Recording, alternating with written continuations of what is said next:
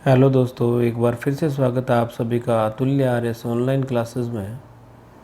मैं सुनील बादू प्रस्तुत हूँ लेकर के राजस्थान का भूगोल।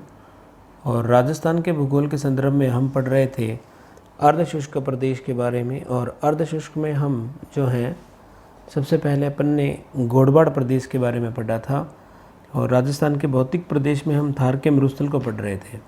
तो थार के मरुस्थल को पढ़ने के लिए दोस्तों जो है हमने सबसे पहले उसका डिवाइडेशन किया था, शुष्क मरुस्थल और अर्धशुष्क मरुस्थल। और शुष्क मरुस्थल में भी हमने दो पार्ट किए थे, एक तो बालुका स्तूप युक्त प्रदेश और एक बालुका स्तूप मुक्त प्रदेश। तो जो है हम मरुस्थल की शब्दावली भी पढ़ चुके थे। उसके बाद जो है हमने मरुस्थल का वर्गीकरण किया था। और वर्गीकरण में सबसे पहले दोस्तों हमने अर्धशुष्क प्रदेश को पढ़ा। और अर्धशुष्क में जो है और जो अर्धशुष्क है उसके अंदर अपन ने गोडवाड़ प्रदेश की बात की थी। और गोडवाड़ में अपन ने दो बातें की थी, एक तो 56 की पहाड़ियाँ और एक जसवंतपुरा की पहाड़ियों तक अपन ने बात कर ली थी। तो दूसरा जो भाग है इसका अर्धशुष्क प्रदेश का, देखिएगा दोस्तों, दूसरा भाग है जसवंतपुरा की। दूसरा जो भाग है दोस्तों वो है आपका नागौरी उच्च भूमि। कौन सा है? नंबर 2, नागौरी उच्च भूमि।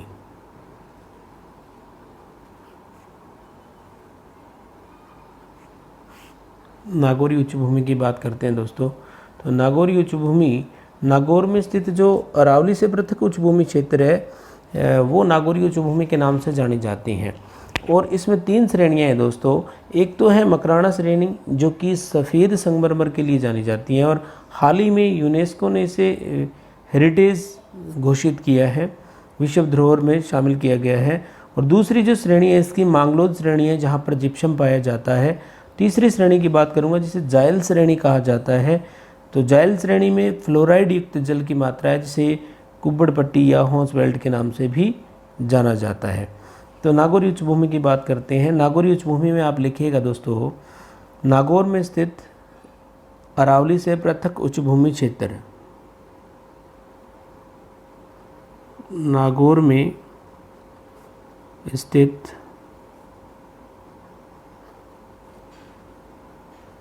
अरावली से पृथक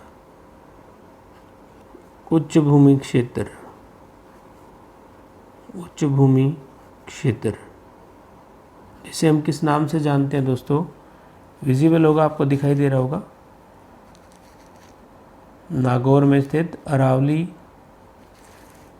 से पृथक उच्च भूमि क्षेत्र।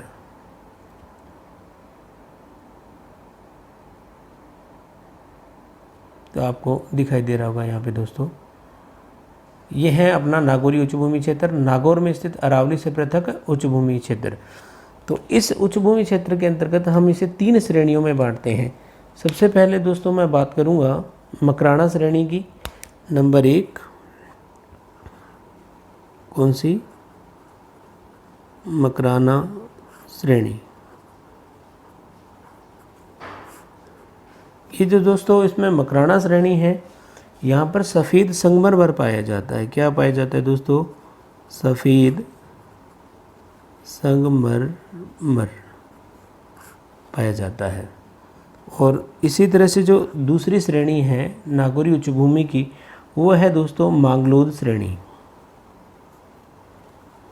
मांगलोद श्रेणी कौन सी है दोस्तों? मांगलोद श्रेणी। इस मांगलोद श्रेणी में जो है जिप्सम की मात्रा यहाँ पर बहुत ज़्यादा पाई जाती है, यानी जिप्सम जमाव क्षेत्र। जिप्सम जमाव क्षेत्र के रूप में इस क्षेत्र को जाना जाता है। तीसरी जो दोस्तों बात करूँगा, तीसरी जो श्रेणी है आपकी, ये है जायल श्रेणी। जायल श्रेणी। और इस जायल श्रेणी में दोस्तों आपको जो है फ्लोराइड युक्त जल की मात्रा जो जल है उसमें फ्लोराइड की मात्रा मिलती है। फ्लोराइड युक्त जल तो आप जो है पढ़ रहे हैं नागौरी उच्च भूमि अर्धशुष्क प्रदेश के अंतर्गत दूसरा जो बिंदु है हमारा वो है नागौरी उच्च भूमि। और नागौर में स्थित अरावली से पृथक उच्च भूमि क्षेत्र है, इसे नागौरी उच्च भूमि के नाम से जाना जाता है। तो इसमें सबसे पहले अपन ने दोस्तों पढ़ा कि इसे 3 श्रेणियों में बांटा गया। पहली अपन ने पढ़ी मकराना श्रेणी। कौन सी दोस्तों? मकराना श्रेणी। और इसकी विशेषता है कि यहाँ जो है सफ़ेद संगमरमर पाया जाता है। दूसरी अपन ने पढ़ी मांगलोल श्रेणी, जिसमें जिप्सम जमाव क्षेत्र है, यानी जिप्सम बहुतायत मात्रा में पाया जाता है। तीसरी अपन ने पढ़ी है जायल श्रेणी, और जायल श्रेणी में फ्लोराइड युक्त जल पाया जाता है, जो कि यहाँ की प्रमुख विशेषता मानी जाती है। तो जायल श्रेणी को आप जो है कुबड़ पट्टी भी कह सकते हैं, बांका पट्टी भी कह सकते हैं। इसके अन्य नाम है कुबड़ पट्टी, कुबड़ पट्टी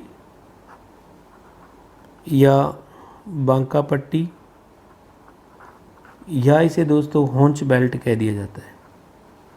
होंच बेल्ट के नाम से भी इसे जाना जाता है। समझ में आया होगा यहाँ तक? यानी ये जो क्षेत्र है जायल श्रेणी, ये नागौर से अजमेर के मध्य का फ्लोराइड युक्त जल पट्टी, यानी जो फ्लोराइड है युक्त जल है, इसका क्षेत्र आपसे पूछ लिया जाए प्रिय विद्यार्थियों, तो वो कौन सा रहेगा? नागौर से अजमेर के मध्य फ्लोराइड युक्त जो जल पट्टी है, इसे कुबड़ पट्टी या बांका पट्टी या होंस बेल्ट के नाम से जाना जाता है। और यहाँ के लोग दोस्तों आपने देखा होगा एक निश्चित उम्र के बाद जो है झुक कर के चलना शुरू कर देते हैं, कमर को आगे की तरफ करके, इसीलिए जो है इसे कुबड़ पट्टी के नाम से जाना जाता है और ये इसकी प्रमुख विशेषता मानी जाती है दोस्तों। यहाँ तक आप लोगों को समझ आया होगा। नेक्स्ट अपन तीसरे भाग की बात करते हैं। तो तीसरा भाग जो है अर्धशुष्क मैदान का, वो है दोस्तों शेखावाटी प्रदेश। नंबर 3 विजिबल होगा, यहाँ पे लिख रहा हूँ शेखावाटी प्रदेश। तो जो आपका शेखावाटी प्रदेश है दोस्तों, ये चूरू, झुंझुनू, सीकर में स्थित है। कौन कौन से ज़िले इसके अंतर्गत आते हैं तो मैं यहाँ लिख देता हूँ प्रिय विद्यार्थियों। चूरू, झुंझुनू और सीकर, ये जो है मुख्य ज़िले हैं इसकी शेखावाटी के। और पर्टिकुलर अगर ज़्यादा फोकस किया जाए तो सीकर को शेखावाटी का प्रमुख एरिया माना जाता है। तो इसके अंतर्गत चूरू, झुंझुनू और सीकर जो क्षेत्र है उसमें आता है। और यहाँ पर जो है दोस्तों प्राचीन काल में शेखा सामंतों का क्या था? क्षेत्राधिकार था। प्राचीन काल में यहाँ प्राचीन काल में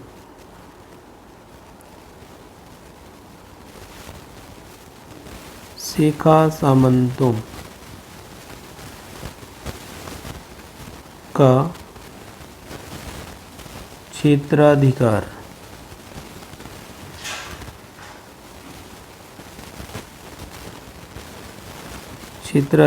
था। यह शेखावाटी कहलाया। क्या कहलाया? शेखावाटी कहलाया। तो दोस्तों आपको यहाँ तक समझ में आया होगा कि अपन पढ़ रहे हैं शेखावाटी प्रदेश, और शेखा सामंतों का यहाँ प्राचीन काल में क्या रहा? क्षेत्राधिकार रहा। और यहाँ जो है यहाँ की विशेषता आप तक प्रेषित करना चाहूँगा प्रिय विद्यार्थियों। शेखावाटी प्रदेश में वर्षा जो जल संरक्षण, वर्षा का जो जल होता है उसके संरक्षण के लिए बनाए गए कुछ जो कच्चे कुएं होते हैं उन्हें जोहड़ कहते हैं। यानी शेखावाटी प्रदेश में यहाँ की विशेषता कि वर्षा जल संरक्षण हेतु बनाए गए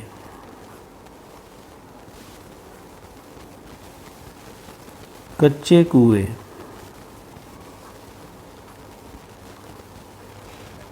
जोहड़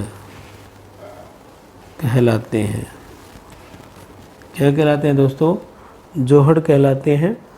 और नेक्स्ट जो है अगले प्रदेश की अपन इसी के अंतर्गत बात करेंगे। अर्धशुष्क प्रदेश में अपन ने पढ़ा है तीसरा इसका पाठ कि शेखावाटी प्रदेश। शेखावाटी में चूरू, झुंझुनू और सीकर। यहाँ की जो बोली है शेखावाटी है। शेखा सामंतों का प्राचीन काल में यह क्षेत्राधिकार रहा था और वर्षा जल संरक्षण हेतु यहाँ पर जो कच्चे कुएं बनाए जाते हैं उन्हें स्थानीय भाषा में जोहड़ कहा जाता है, जो कि यहाँ की मुख्य विशेषता है। आगामी अपन बात करते हैं चौथे बिंदु की। तो यहाँ पर जो चौथा है वो है घग्गर प्रदेश। चौथा पार्ट इसका अर्धशुष्क प्रदेश का घग्गर प्रदेश। तो घग्गर प्रदेश में गंगानगर और हनुमानगढ़ 2 जिले आते हैं दोस्तों। कौन से जिले? गंगानगर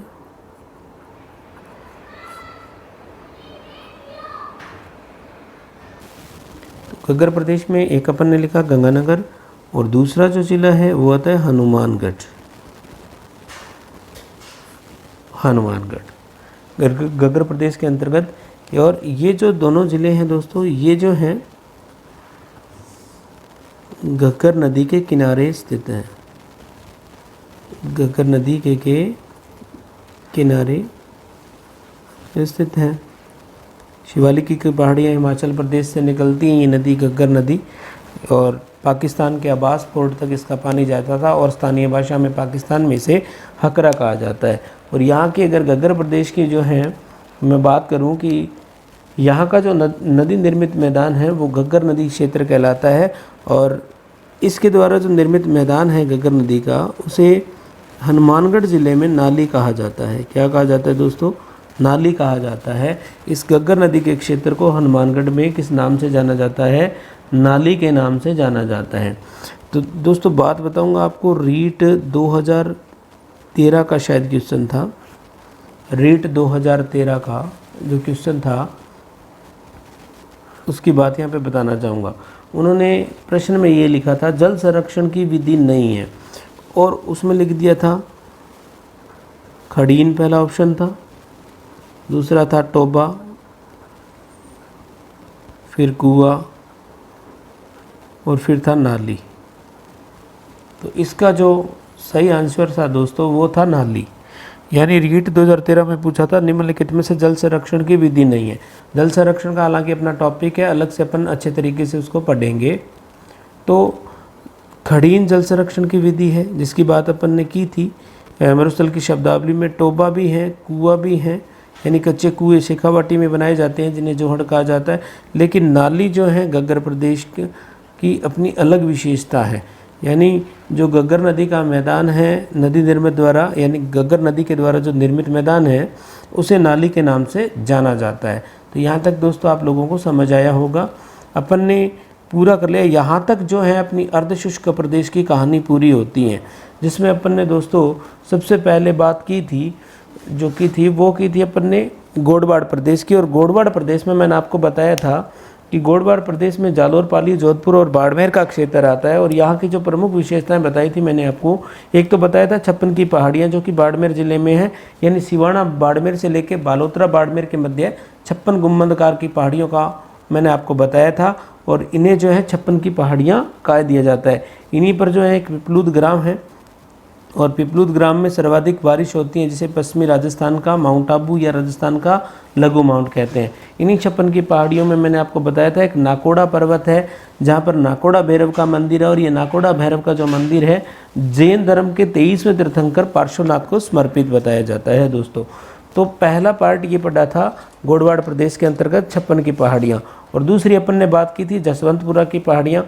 जसवंतपुरा की पहाड़ियों में दोस्तों मैंने आपको बताया था कि 4 पर्वतों के नाम बताए थे मैंने, डोरा पर्वत, इसराना भाकर, रोजा भाकर और सुंदा पर्वत। ये जो हैं पश्चिमी राजस्थान की सबसे ऊंची चोटी भी इनमें डोरा पर्वत 869 मीटर मैंने आप तक प्रेषित कर दी थी। और दूसरा जो अपन ने पढ़ा वो पढ़ा था नागौरी उच्च भूमि। नागौरी उच्च भूमि नागौर में स्थित अरावली से पृथक उच्च भूमि क्षेत्र है, मैंने आपको बताया। और इसमें 3 श्रेणियाँ हैं। पहली है मकराना श्रेणी जो कि सफ़ेद संगमरमर यहाँ की विशेषता है, सफ़ेद संगमरमर यहाँ पे पाया जाता है। और नागौरी उच्च भूमि में दूसरी जो श्रेणी थी वो थी मांगलोर श्रेणी जहाँ पर जिप्सम का जमाव पाया जाता है। और तीसरी अपन ने पढ़ी थी जायल श्रेणी। जायल में जो है फ्लोराइड युक्त जल की मात्रा है, जहाँ से इस कारण से वहाँ के लोग जो हैं थोड़े से झुक कर के चलने लग जाते हैं, इसलिए इसको कुब्बड़ पट्टी, बांका पट्टी या हॉर्स बेल्ट के नाम से जाना जाता है। तीसरा प्रदेश ये देखिएगा अपन ने बात की थी शेखावाटी प्रदेश की, चूरू, झुंझुनू और सीकर 3 जिले इसके अंतर्गत आते हैं और प्राचीन काल में यह शेखा सामंतों का क्षेत्राधिकार था। इसलिए ये क्षेत्र जो है शेखावाटी क्षेत्र यानी आमेर के ही राव शेखा के द्वारा यहाँ पर बहुत योगदान इस क्षेत्र में दिया गया था। इसी कारण से इस नाम का जो इस क्षेत्र का नाम शेखावाटी प्रदेश पड़ गया। और वर्षा जल संरक्षण हेतु जो है यहाँ पर दोस्तों कच्चे कुओं का निर्माण किया जाता है, जिन्हें स्थानीय भाषा में क्या कह दिया जाता है, जोहड़ कह दिया जाता है। और अगर ये पक्के हों तो नाड़ा कहलाते हैं। और गग्गर प्रदेश की बात की, चौथे टॉपिक में अपन ने अर्धशुष्क प्रदेश के अंतर्गत गग्गर प्रदेश में 2 जिले आते हैं, गंगानगर और हनुमानगढ़। और यहाँ की जो विशेषता है कि गग्गर नदी द्वारा निर्मित यहाँ जो मैदान है वो नाली कहलाता है। और रीट 2013 का प्रश्न भी आप तक मैंने प्रेषित कर दिया था। तो ये अपनी दोस्तों सारी की सारी कहानी पूरी होती है अर्धशुष्क प्रदेश की। नेक्स्ट अपन बात करते हैं कि शुष्क प्रदेश में, अर्धशुष्क को अपन ने पढ़ा, अब अपन बात करेंगे शुष्क प्रदेश की। कौन से प्रदेश की? शुष्क प्रदेश की बात करेंगे। और शुष्क प्रदेश में दोस्तों 2 प्रकार की बातें अपन ने की थी। एक तो था बालू का स्तूप मुक्त प्रदेश। कौन सा? नंबर 1 था बालू का स्तूप मुक्त प्रदेश। तो ये जो बालू का स्तूप मुक्त प्रदेश है दोस्तों आपका, ये जो है 41.50% के आसपास है। 41.50% हिस्सा इसके अंतर्गत आता है। और बालू का स्तूप मुक्त का मतलब ये हुआ कि यहाँ पर जो है बालू का स्तूप नहीं पाए जाते। क्या नहीं पाए जाते? बालू का स्तूप नहीं पाए जाते। तो आपको दोस्तों यहाँ मैं प्रेषित करना चाहूँगा कि इस प्रकार की आकृति एक हमारे थार के मरुस्थल के पश्चिम क्षेत्र में इस तरह से पाई जाती हैं। जैसे कि जैसलमेर, यहाँ पे देखिएगा आप, जैसलमेर। और यहाँ पर हमारा जो ज़िला है वो पड़ता है बाड़मेर। और यहाँ जो पड़ता है वो पड़ता है जोधपुर। तो दोस्तों ये जो क्षेत्र है बाड़मेर, जैसलमेर, जोधपुर वाला जो क्षेत्र है, इसके अंतर्गत मैं आपको बताऊंगी कि जैसलमेर का जो पोकरण है, जैसलमेर को में कौन सा स्थान? पोकरण। और बाड़मेर का बालोतरा। कौन सा? बालोतरा। इसी तरह से अपने जोधपुर में देखें तो फलोदी, जो कि सबसे शुष्क स्थान बताया जाता है मरुस्थल का, ये जो क्षेत्र है दोस्तों इस तरह से ट्राइएंगल में बसा हुआ है।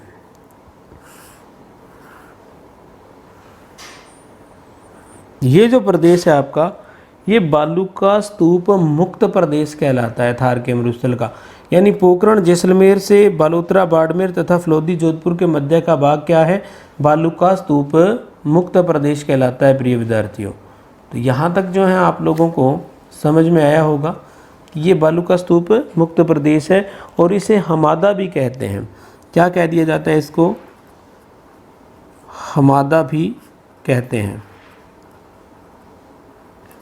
हमादा क्यों कहते हैं? क्योंकि ये जो हैं दोस्तों ये हैं पथरीला मरुस्थल। कैसा मरुस्थल है? पथरीला मरुस्थल। अब पथरीले मरुस्थल को हमादा के नाम से जाना जाता है स्थानीय भाषा में। और इसकी आकृति अगर अपन देखें तो मैंने आपको ट्रायंगल बना के बता दिए, त्रिभुजाकार जो हैं इसकी आकृति है। त्रिभुजाकार क्या है इसकी दोस्तों? आकृति है। और नेक्स्ट यहाँ पर जो है अगर आपको मैं बताना चाहूँ कि पथरीली चट्टानें पाई जाती है, इसलिए जो है हमादा कह दिया जाता है। पथरीला जो मरुस्थल है वो हमादा कहलाता है। और त्रिभुजाकार यहाँ की आकृति है। ये जो क्षेत्र है यहाँ ठंडा, और ये जो ठंडा है और गर्म जल्दी होता है, इसलिए यहाँ सोलर ऊर्जा जो है सफल है। क्योंकि यहाँ पर सीज जो है सोलर एनर्जी एंटरप्राइजेज जोन, उसकी स्थापना भी अक्षय ऊर्जा निगम द्वारा अगस्त 2000 में की गई थी। और अगस्त 2000 में इसकी सीज की स्थापना यहाँ पर की गई थी दोस्तों। और सौर ऊर्जा के लिए ये बेहतरीन क्षेत्र बताया जाता है।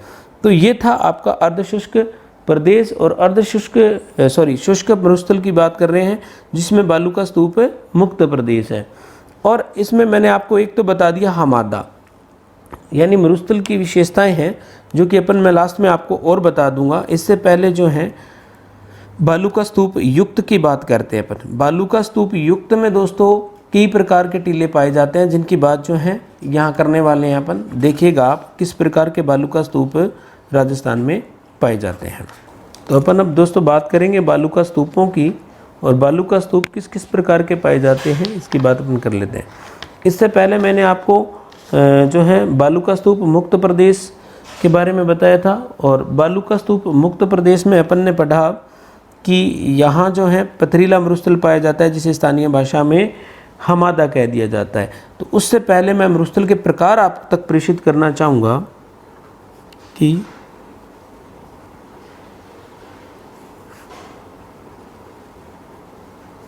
मरुस्थल के प्रकार। देखिएगा दोस्तों, मरुस्थल के प्रकार, मरुस्थल के प्रकारों में सबसे पहले मैं बात करूँगा हमादा की।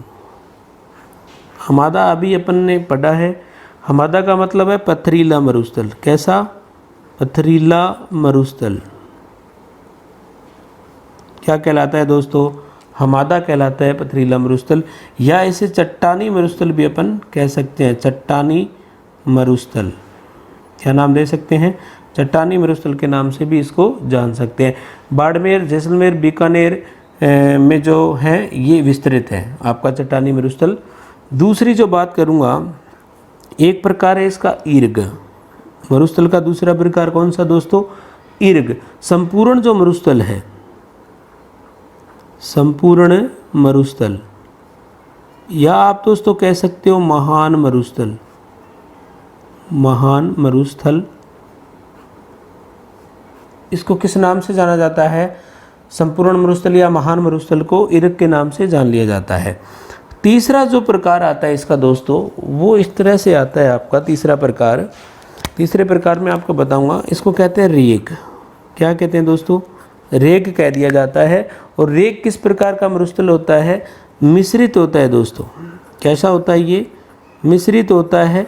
मिश्रित किस प्रकार से? यानी रेत भी होगी इसमें प्लस पथरीला भी होगा।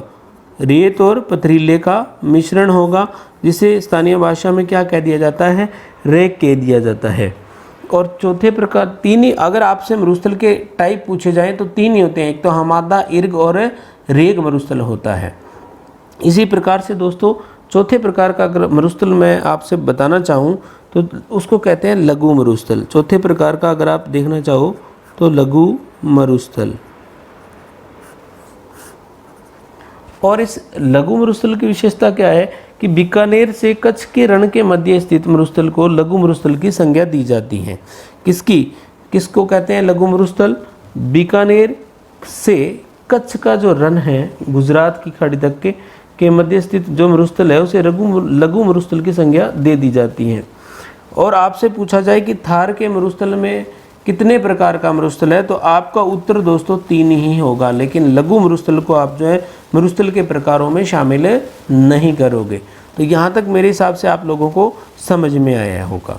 तो कुछ जो है बालू का स्तूप युक्त प्रदेश की बात अपन यहाँ पर कर लेते हैं। तो बालू का स्तूपों की बात करेंगे। बालू का स्तूप, अब बालू का स्तूपों में क्या होता है दोस्तों? देखिएगा, सबसे पहले मैं आप तक प्रेषित करना चाहूँगा, पहले प्रकार के जो बालू का स्तूप होते हैं वो होते हैं अनुदैर्ध्य बालू का स्तूप। अनुदैर्ध्य बालू का स्तूप, ये जो अनुदैर्ध्य बालू का स्तूप है दोस्तों, इनकी विशेषता क्या होती है कि ये पवन की दिशा में बनते हैं। कैसे बनते हैं? पवन की दिशा में बनते हैं। दूसरी बात करूं तो पवन की दिशा के समानांतर, पवन की दिशा के समानांतर दिखाई दे रहा होगा आप लोगों को। पवन की दिशा के समानांतर बनते हैं। कैसे बनते हैं देखिएगा दोस्तों, ये मान लीजिए कोई पवन चल रही है, ये अपनी क्या चल रही है, कोई पवन चल रही है, और इस पवन की दिशा यूँ है, ये कोई पवन चल रही है और इस पवन की दिशा इस तरह से है, और इसके सामने इस प्रकार से बालूका स्तूपों का निर्माण होता है। इस प्रकार से ये जो बालूका स्तूप हैं इस प्रकार से बन रहे हैं। ये क्या है दोस्तों, बालूका स्तूप, बालूका स्तूप। तो ये पवन की दिशा में बन रहे हैं, पवन की दिशा के समानांतर बन रहे हैं, या फिर कह दिया जाए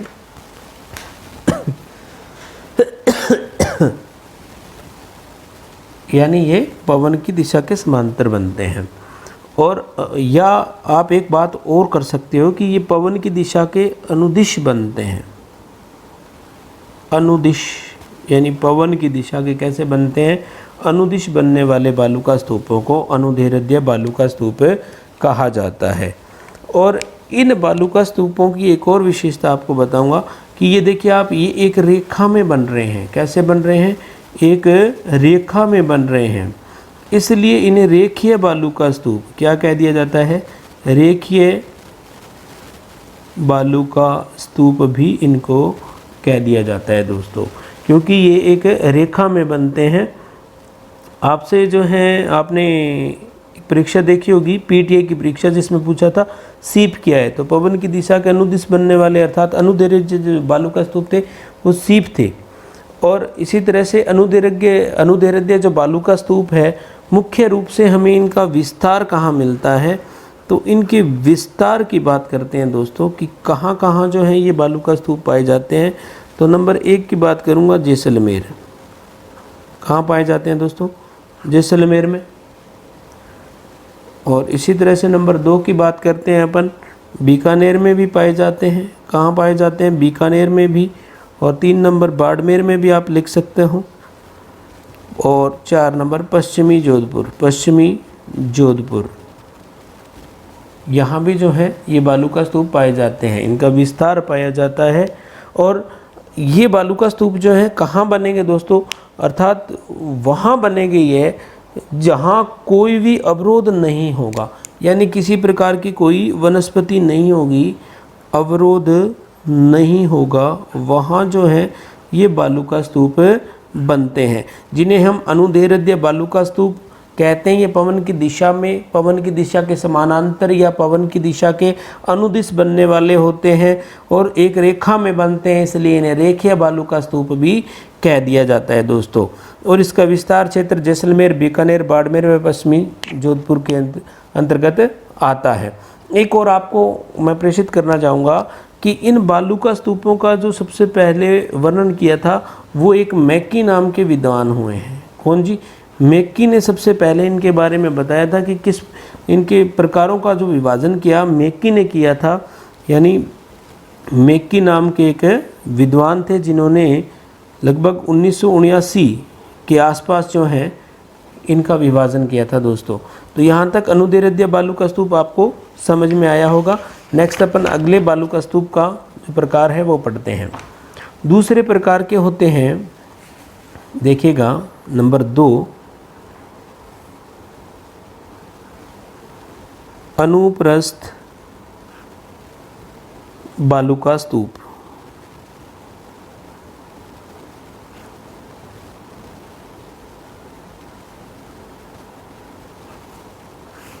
अनुप्रस्थ बालूका स्तूप की बात कर रहे हैं दोस्तों। अनुप्रस्थ बालूका स्तूप ये पवन की दिशा के लंबवत बनते हैं। कैसे बनते हैं, पवन की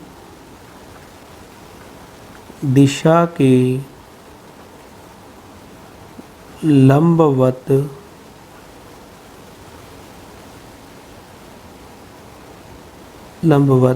बनते हैं।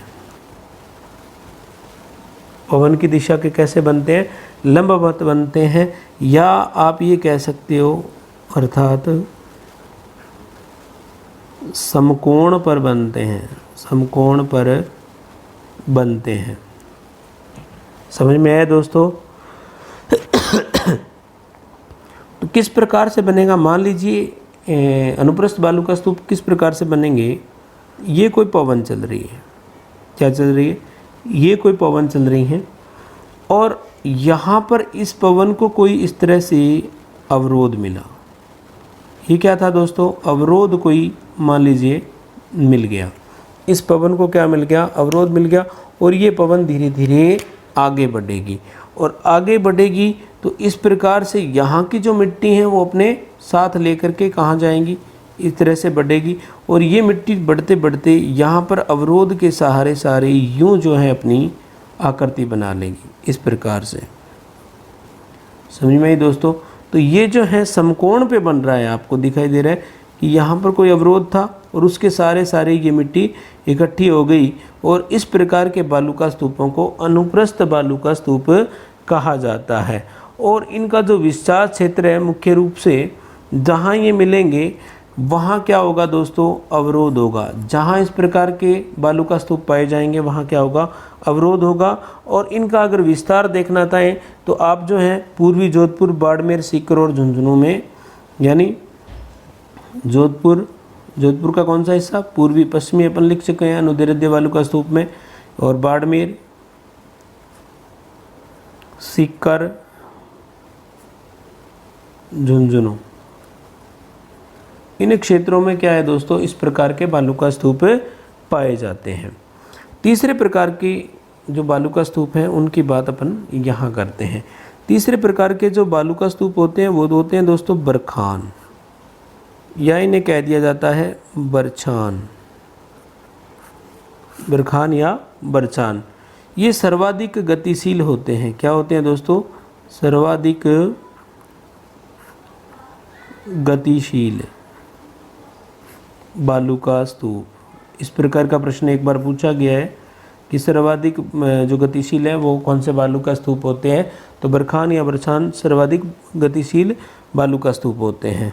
और इनकी जो आकृति होती है वो होती हैं अर्धचंद्राकार। कैसी होती हैं दोस्तों, अर्धचंद्राकार आकृति के बालू का स्तूप होते हैं। यहाँ से आपको एक मुख्य प्रश्न मैं प्रेषित करना चाहूँगा आप तक, एक बढ़िया सी बात कि एक गांव है भालेरी। कौन सा गांव, भालेरी। और ये भालेरी जो गांव है दोस्तों ये पड़ता है चूरू ज़िले में। और भालेरी के जो बरखान हैं वो प्रसिद्ध हैं। भालेरी के बरखान क्या है जी, प्रसिद्ध हैं राजस्थान के अंदर भालेरी के बरखान। और सर्वाधिक अगर मरुस्थलीकरण का कोई कारण है तो यही बालू का स्तूप माने जाते हैं। तो आप लिख सकते हो मरुस्थलीकरण के लिए सर्वाधिक उत्तरदायी, मरुस्थलीकरण के लिए सर्वाधिक उत्तरदायी, सर्वाधिक उत्तरदायी बालू का स्तूप,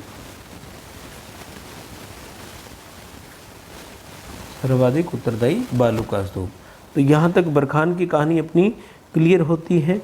और ये जो है सर्वाधिक गतिशील क्यों होते हैं, क्योंकि इनकी दिशा निश्चित नहीं होती। क्या नहीं होती, इनकी दिशा निश्चित नहीं होती। क्या नहीं होती दोस्तों, इनकी किसी भी प्रकार की कोई भी दिशा निश्चित नहीं होती हैं। इसलिए ये जो हैं मरुस्थलीकरण के लिए सर्वाधिक उत्तरदायी माने जाते हैं। तो यहाँ तक आपको दोस्तों समझ में आया होगा। तो नेक्स्ट प्रकार के जो बालू का स्तूप है उसकी बात यहाँ पे मैं कर रहा हूँ आपसे। देखिएगा, एक होता है पैराबोलिक बालू का स्तूप। 4 नंबर पे देखिएगा, पैराबोलिक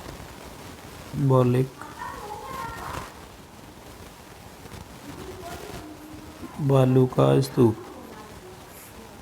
तो पैराबोलिक जो बालू का स्तूप है दोस्तों वो किस प्रकार के होते हैं, ये लगभग संपूर्ण राजस्थान में पाए जाते हैं। संपूर्ण राजस्थान में पाए जाते हैं। संपूर्ण राजस्थान में क्या है, पाए जाते हैं दोस्तों। नेक्स्ट मैं आपको बताऊंगा इन्हीं पैराबोलिक के वर्ग में, और ये कोई ना कोई वनस्पति के सहारे बनते हैं। क्या करते हैं दोस्तों? कोई ना कोई वनस्पति के सहारे बनते हैं। और ये जो होते हैं आपके पैराबोलिक, ये परवलय आकार के होते हैं। कैसे आकार के? परवलयाकार। परवलयाकार में बनते हैं, इसलिए जो है इन्हें क्या कह दिया जाता है? पैराबोलिक बालू का स्तूप कह दिया जाता है। नेक्स्ट जो बालू का स्तूप है वो बताऊंगा मैं आपको, तारा बालू का स्तूप। तारा बालू का स्तूप, ये जो तारा बालू का स्तूप है, ये भी दोस्तों तारे के समान दिखाई देते हैं, इसलिए इन्हें तारा बालू का स्तूप कह दिया जाता है। तारे के समान दिखाई देते हैं। कैसे दिखाई देते हैं? तारे के समान दिखाई देते हैं, या हेयर पिन कह सकते हैं। और ये मुख्य रूप से जो है मोहनगढ़ में पाए जाते हैं। जैसलमेर के एक स्थान है मोहनगढ़। मोहनगढ़ कहाँ पड़ता है? जैसलमेर में। या आप गंगानगर का एक स्थान है सूरतगढ़। कौन सा? सूरतगढ़। यहाँ भी जो है ये देखे जाते हैं तारा बालू का स्तूप। नेक्स्ट जो है एक प्रकार आता है शब्र काफीज। शब्र काफीज बालू का स्तूप, ये छोटे आकार के बालू का स्तूप होते हैं। कैसे होते हैं? ये छोटे आकार के बालू का स्तूप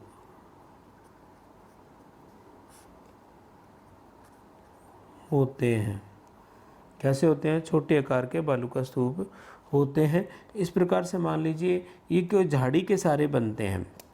जैसे ये देखिएगा आप दोस्तों, ये मान लीजिए कोई ना कोई झाड़ी है, इस तरह से ये कोई झाड़ी है, और इस झाड़ी की बिल्कुल यहाँ जो है दिखाई दे रहा होगा, ये झाड़ी है, और इस झाड़ी के यहाँ इस प्रकार की जो आकृति बनती है मिट्टी की, इन्हें जो है सब्र काफीज कह दिया जाता है दोस्तों।